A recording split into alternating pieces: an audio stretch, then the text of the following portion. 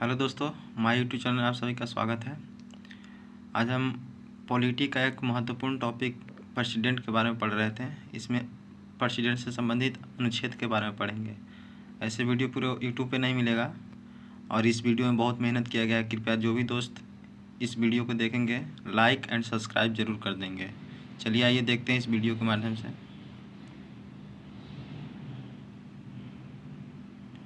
जैसे आपको दिख रहा होगा, फर्स्ट में है यहाँ पे।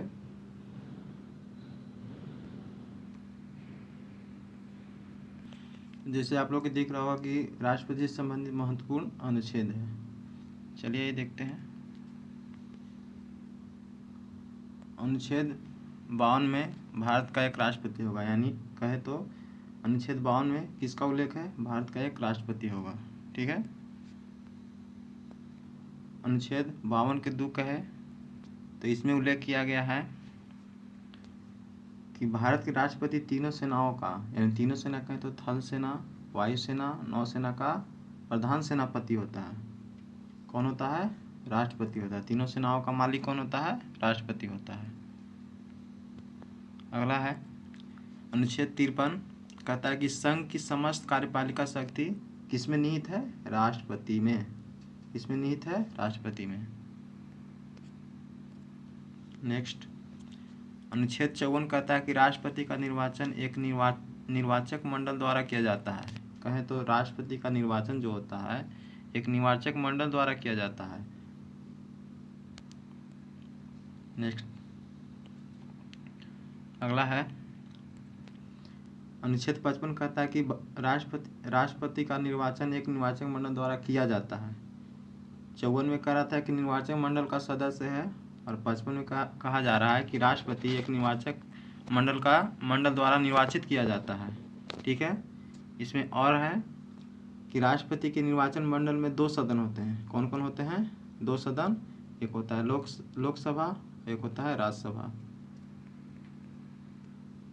और एक होता है विधानसभा। विधानसभा 6 राज्य में है। विधानसभा जितने भी राज्य में हो तो वहाँ से जितने भी चुने जाते हैं उनके द्वारा इसमें पार्टिसिपेट किया जाता है राष्ट्रपति को बनाने के लिए। नेक्स्ट, अनुच्छेद 55 के 3 के कहता है कि राष्ट्रपति का चुनाव अनुपातिक प्रतिनिधित्व अनुसार एकल संक्रमणीय मत पदाधिकारी द्वारा होगा।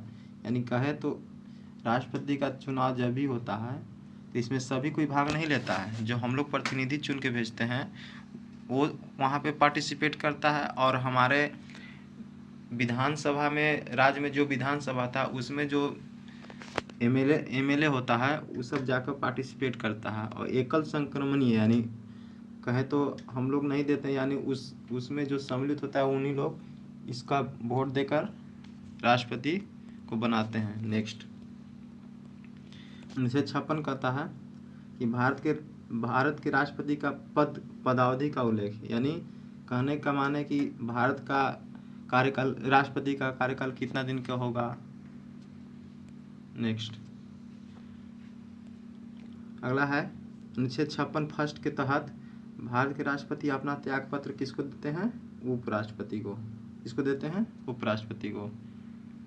अगला है 56 के 2 कहता है कि उपराष्ट्रपति इसकी सूचना किसको देता है? लोकसभा को देता है। कब देता है? तो तुरंत। यानी जब राष्ट्रपति उपराष्ट्रपति को त्याग पत्र देंगे तो उपराष्ट्रपति क्या करेंगे? 56(2) यानी अनुच्छेद 56(2) के तहत लोकसभा अध्यक्ष को तुरंत वो सूचना देंगे कि राष्ट्रपति जी इस्तीफा दे दिए हैं। नेक्स्ट, 57 के तहत कहता है अनुच्छेद 57 में कि भारत के राष्ट्रपति के पद के लिए किसी व्यक्ति को पुनः निर्वाचन की पात्रता निर्धारित किया जा सकता है। यानी संसद में कोई भी व्यक्ति होगा, है ना, तो उसको बहुमत के द्वारा राष्ट्रपति बनाने के लिए निर्वाचन पात्रता निर्धारित किया जा सकता है। नेक्स्ट,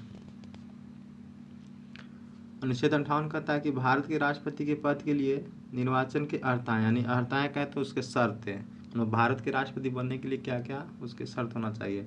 तो पहला, भारत का वह नागरिक होना चाहिए। इसके बाद वह 35 वर्ष पूरा कर चुका हो।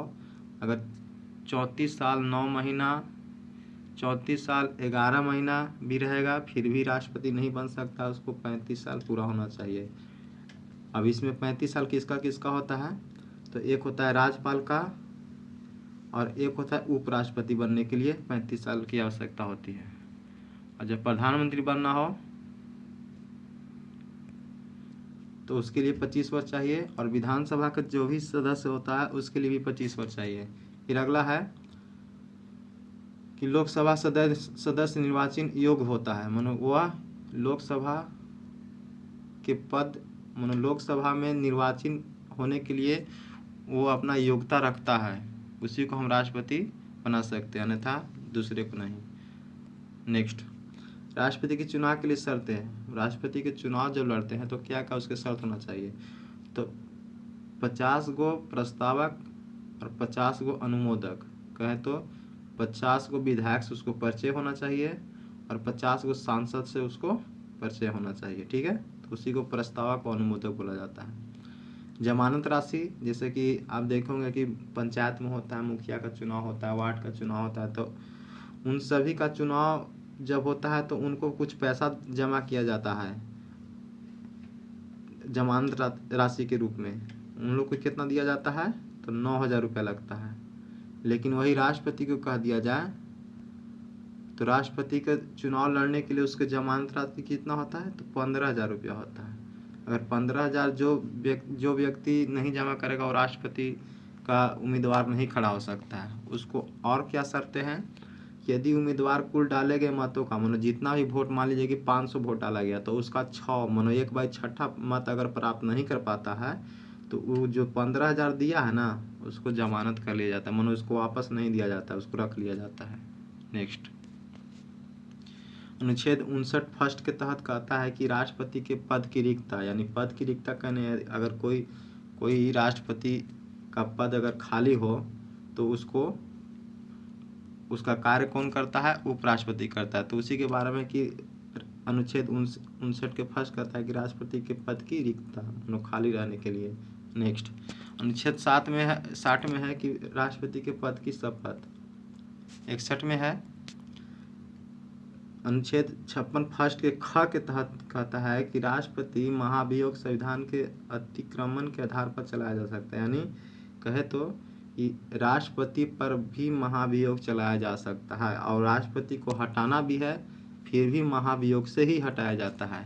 तो उसके अगर किसी भी राष्ट्रपति के प्रति अगर कोई आपत्ति किसी वजह से अगर उसको नोटिस मिल जाता है संसद को, या फिर कोई विधायक या सांसद अगर उसको सपोर्ट करते हैं कि हमारे देश के लिए ही राष्ट्रपति योग्य नहीं है, तो उसको महाभियोग के द्वारा हटाया जा सकता है। नेक्स्ट, 61 कहता है, अनुच्छेद 61 कि राष्ट्रपति पर महाभियोग की प्रक्रिया मतलब किस तरह से चलाया जाए उसके बारे में उल्लेख किया गया 61 में।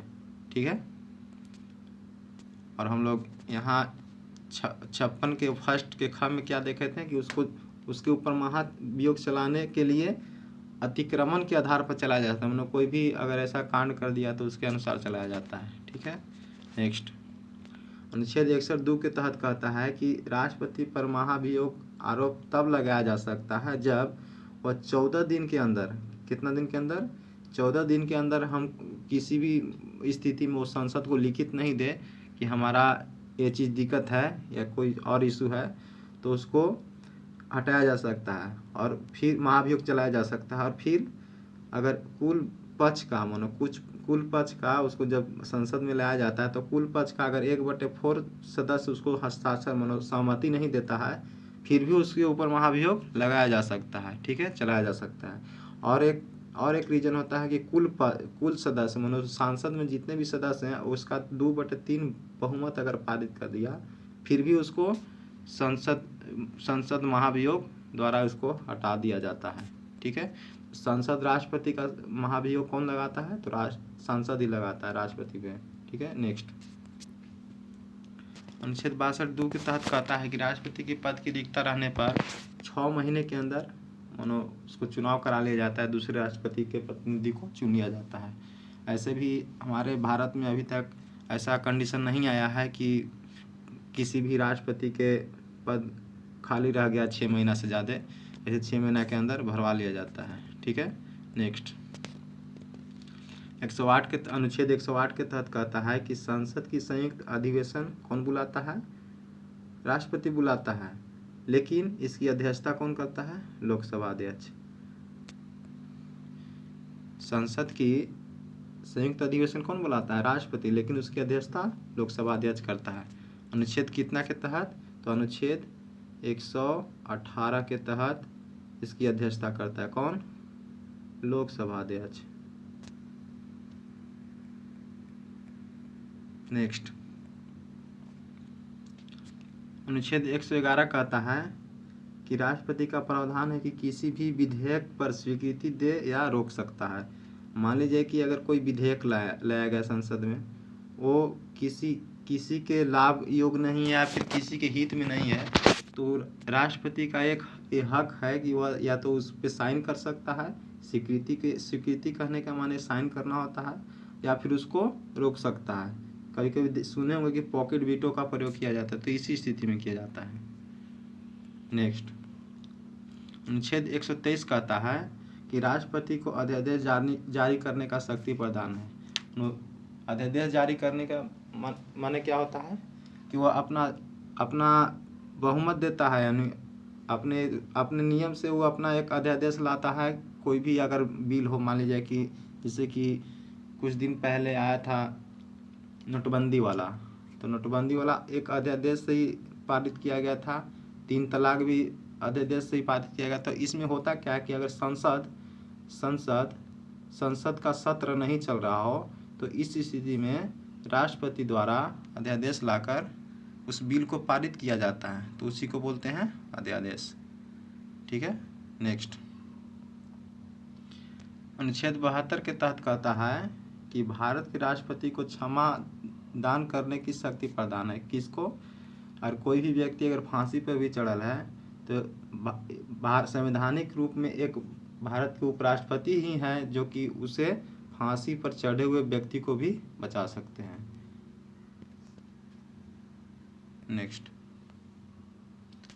अनुच्छेद 143 कहता है कि भारत के राष्ट्रपति को उच्चतम न्यायालय से परामर्श ले सकते हैं, लेकिन वह बाध्य नहीं है। अगर कोई भी राष्ट्रपति हो तो चाहेगा तो सर्वोच्च न्यायालय यानी उच्चतम न्यायालय से वो अपना सहमति ले सकता है कि कैसे करना चाहिए, क्या करना चाहिए, लेकिन वो मानने योग्य नहीं है। वो मान भी सकता है, नहीं भी मान सकता है, उसी को बोलते हैं बाध्य योग। नेक्स्ट तो दोस्तों इतना ही क्वेश्चन था, और ये वीडियो कैसा लगा आप अपने व्यू ज़रूर बताएं और फीडबैक देने का ज़रूर प्रयास करो। साथ में बहुत इस वीडियो पर मेहनत किया गया है।